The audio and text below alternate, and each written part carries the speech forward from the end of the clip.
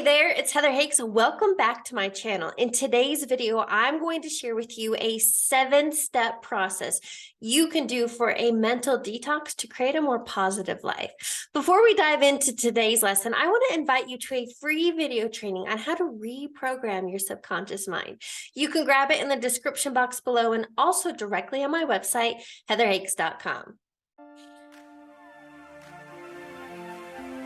All right, today I am deep diving and sharing with you a 7-step process you can use to do a mental detox and create a more positive life. I am sharing with you tools and techniques that I have used and implemented over the years that have helped create mental clarity, inner peace, calm, and ease in my life.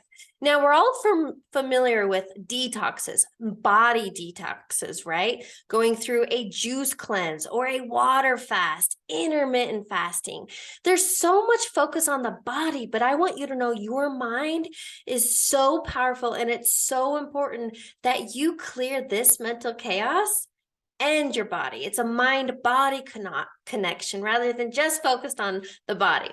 So anyway, we know the benefits of a body detox, right? Cleansing, clearing, getting out that old gunk. Well, guess what? Today we're doing the same thing for your mind.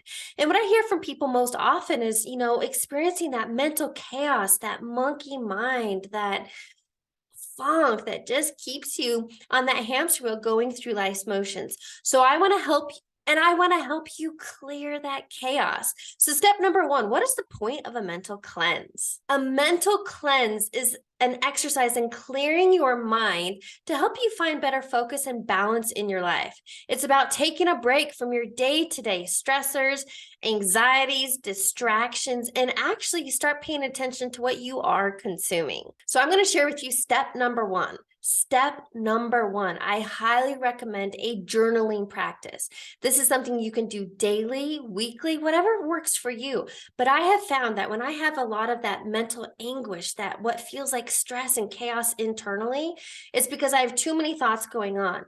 When I get them out pen to paper, 1, it creates clarity. 2, it helps me get organized. And 3, it helps me see what's going on in my mind.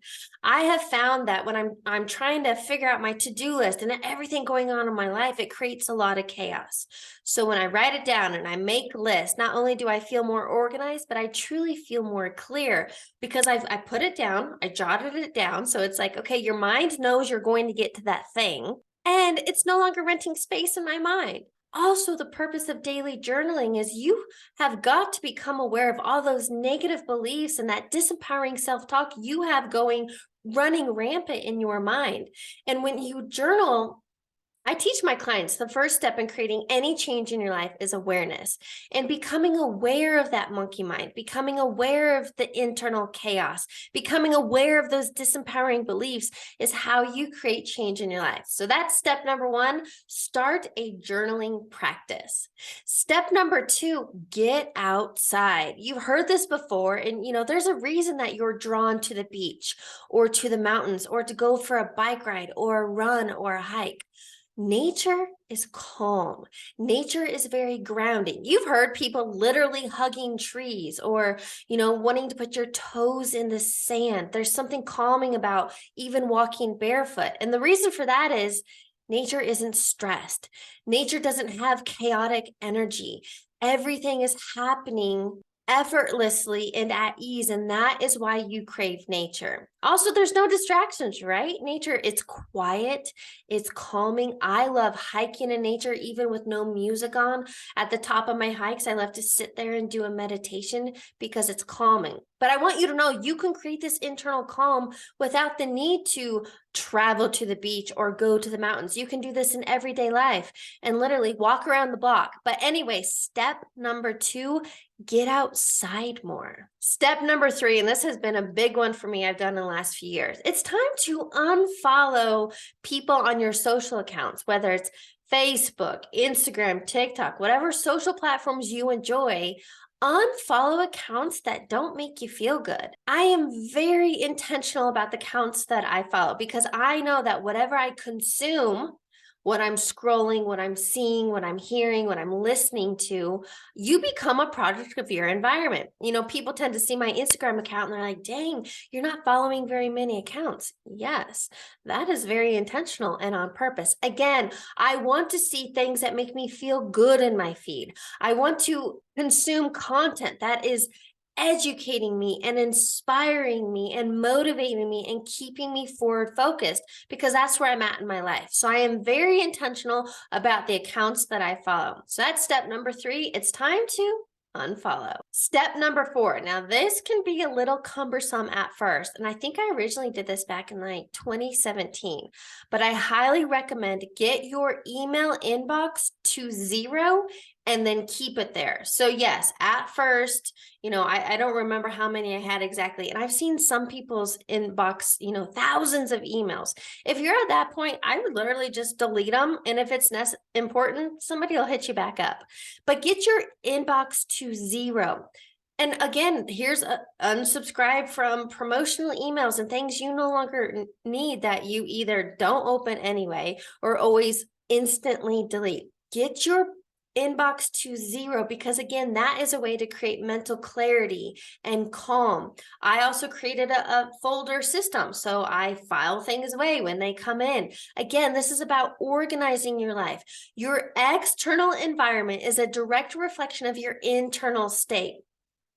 The more calm, clarity, organization you can create internally, you will experience that externally as well. So some of these tasks might take a little bit up front, but I am telling you, they are worth it. And I have many email accounts and all of them are always at 0. Even if I have to spend those extra few minutes end of day, my inbox is 0. Step number 5, and I a little bit just touched on this, but it's time to unsubscribe from those promotional emails or, those accounts trying to always get you to spend money, or things that you used to be into that you're no longer into. Unsubscribe, because now you'll no longer be annoyed from them. Step number 6. This is something I highly recommend. And yes, it's a little difficult at first, but set yourself up for a win and do a 24-hour digital detox a week. Maybe you set aside Saturdays or Sundays, or I love the do not disturb button, but I highly recommend setting down your phone. That is the number one distractor in your life. So if you can set that aside to help create the mental clarity, to give you the time and space to journal, to get outside, whatever it is, set yourself up for win by creating a regular practice of a digital detox. And finally, number 7, I highly recommend you start creating this as a daily practice. Meditation. Whether you do it first thing in the morning to set yourself up to win the day, or you do it last thing before bed, or maybe you love to take a break midday at lunch and just go walk or sit in nature. Meditation is an easy practice that literally costs you nothing. You don't need any equipment, but it helps create that mind-body connection. It helps create presence and bring you back to the present moment. Meditation is also, it's a combination of that breath work, being present, because here's what happens and creates so much mental chaos. Worrying about the future, anxious about what might happen, or all these hypotheticals, or worrying and woulda, coulda, shoulda about the past. Meditation and breath work help you stay present, clear-minded, and forward-focused. So if you're not yet, and if you're new to meditation, there are so many user-friendly apps out there. There's tons of free guided meditations online, on YouTube, and more.